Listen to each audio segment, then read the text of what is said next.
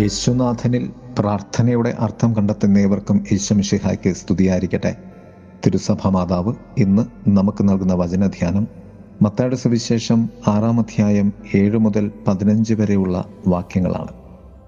കർത്താവായ യേശുനാഥൻ ശിഷ്യന്മാരെ പ്രാർത്ഥിക്കുവാൻ പഠിപ്പിക്കുന്നു. 3 കാര്യങ്ങളുടെ പരിണിത ഫലമായാണ് കർത്താവ് ശിഷ്യന്മാരെ പ്രാർത്ഥിക്കുവാൻ പഠിപ്പിക്കുവാൻ ആരംഭിക്കുന്നത്. 1, പ്രാർത്ഥന എന്നത് ഒരേ ഒരു കാര്യം മാത്രമാണ്, അത് ദൈവബന്ധമാണ്. 2-ാമത്തേത് പ്രാർത്ഥന എന്തല്ല എന്നതാണ്. അമിതമായ ഭാഷണമല്ല, അമിതമായ നിങ്ങളുടെ ആവശ്യങ്ങൾ കുത്തി നിറയ്ക്കുന്നത് അല്ല അത്. 3-ാമത്തേത് പ്രാർത്ഥനയിൽ സംഭവിക്കുന്നത് ആവശ്യം അറിയുന്ന പിതാവ് നിങ്ങൾ ചോദിക്കുന്നതിന് മുൻപ് തന്നെ അത് നിവർത്തിച്ചു തരുന്ന പിതാവാണ്. കർത്തൃപ്രാർത്ഥനയുടെ ആദ്യ 3 സത്യങ്ങൾ ദൈവവുമായി ആഴപ്പെട്ടിരിക്കുന്നതാണ്. 1, അങ്ങയുടെ നാമം പൂജിതമാകണമേ. 2, അങ്ങയുടെ രാജ്യം വരണമേ.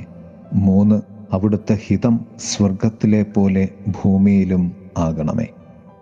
ദൈവത്തിൻ്റെ നാമം, ദൈവത്തിൻ്റെ രാജ്യം, ദൈവത്തിൻ്റെ ആഗ്രഹം, ഇതാണ് പ്രാർത്ഥനയിലൂടെ സംഭവിക്കേണ്ടത് എന്ന് കർത്താവ് നമ്മെ പഠിപ്പിക്കുകയാണ്. ശേഷമുള്ള തലം മനുഷ്യരോട് ചെയ്യേണ്ട ഉത്തരവാദിത്തങ്ങളാണ്. പ്രാർത്ഥന ദൈവത്തിൻ്റെ ശ്രദ്ധ ആവശ്യപ്പെടുന്നതല്ല. ചില വാക്കുകൾ പറയുന്നതോ ദീർഘനേരം സംസാരിക്കുകയോ ചെയ്യുന്നത് ദൈവത്തെ ശ്രദ്ധിക്കാൻ, ദൈവത്തിൻ്റെ ശ്രദ്ധ പിടിച്ചു പറ്റുവാൻ ഇടയാക്കില്ല. കാരണം ദൈവം നിങ്ങളുടെ കാര്യത്തിൽ സദാ ശ്രദ്ധാലുവാണ്. ശ്രദ്ധിച്ചുകൊണ്ടേ ഇരിക്കുന്ന ഒരു ദൈവത്തെ ഇനിയും ശ്രദ്ധയിലേക്ക് കൊണ്ടുവരാൻ നാം ശ്രമിക്കുമ്പോൾ നാം പ്രാർത്ഥനയിൽ പുരോഗമിക്കുന്നില്ല. കാരണം അടുത്ത പടിയിലേക്ക് നാം പ്രവേശിക്കുന്നില്ല എന്നതുതന്നെയാണ്. നിങ്ങളെ ശ്രദ്ധിച്ചുകൊണ്ടിരിക്കുന്ന ഒരു ദൈവത്തിൻ്റെ മുന്നിലേക്ക് നിങ്ങളെ പൂർണ്ണമായും നൽകുമ്പോൾ അത് 2-ാം തലമാണ് പ്രാർത്ഥനയുടെ. നിങ്ങളുടെ ആവശ്യം നിങ്ങൾ പറയുന്നതിന് മുൻപ് അറിയാവുന്ന ഒരു ദൈവം അത് നിങ്ങൾക്ക് പ്രദാനം ചെയ്യും. നമുക്ക് യേശുവിനോട് പറയാനുള്ളതും യേശുവിന് പിതാവിൽ നിന്ന് നമ്മോട് പറയാനുള്ളതിൻ്റെ നിറവുമാണ് പ്രാർത്ഥന.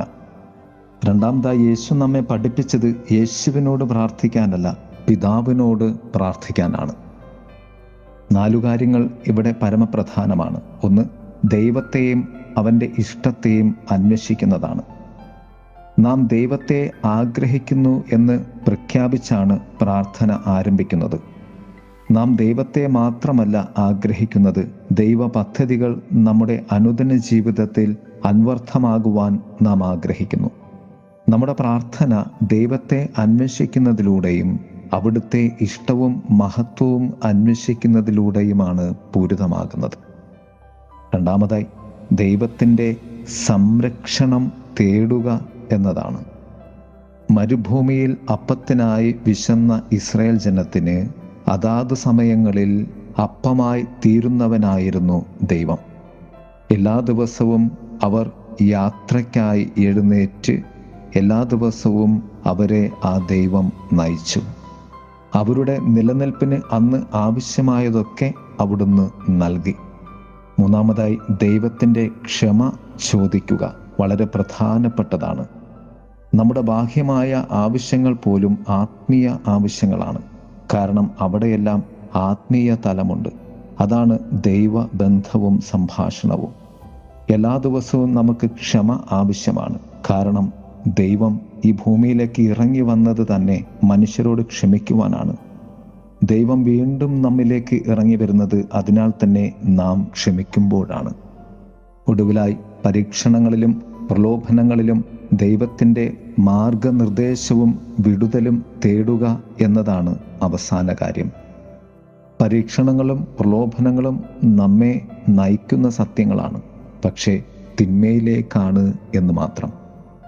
പ്രാർത്ഥന അതിൽ നിന്നും എന്നെ രക്ഷിക്കണമേ, പ്രലോഭനങ്ങളിൽ ഉൾപ്പെടുത്താതെ അങ്ങ് എന്നെ സ്വർഗീയ സത്യത്തിലേക്ക് നയിക്കണമേ എന്നതാണ് കർത്താവ് പഠിപ്പിച്ച പ്രാർത്ഥനയുടെ സമ്പൂർണത. ഏവർക്കും ദൈവാനുഗ്രഹത്തിൻ്റെ ഒരു ദിവസം ആശംസിക്കുന്നു. ആമേൻ.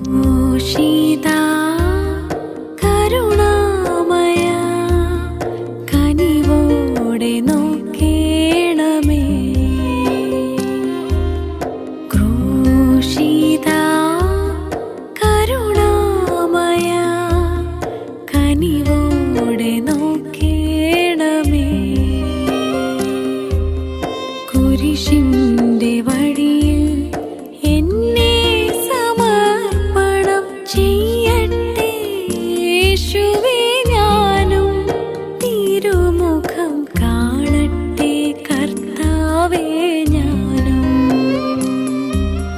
ക്രൂശിതാ കരുണാമയാ കനിവോടെ നോക്കേണമേ.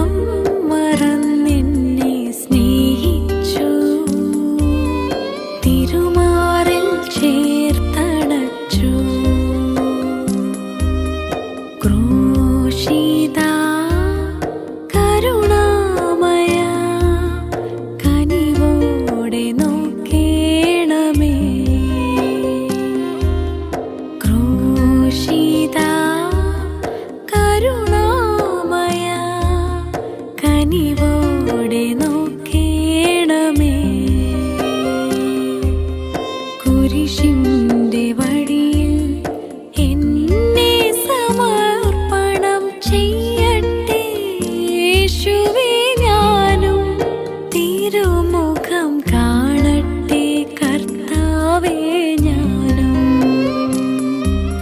ക്രൂശി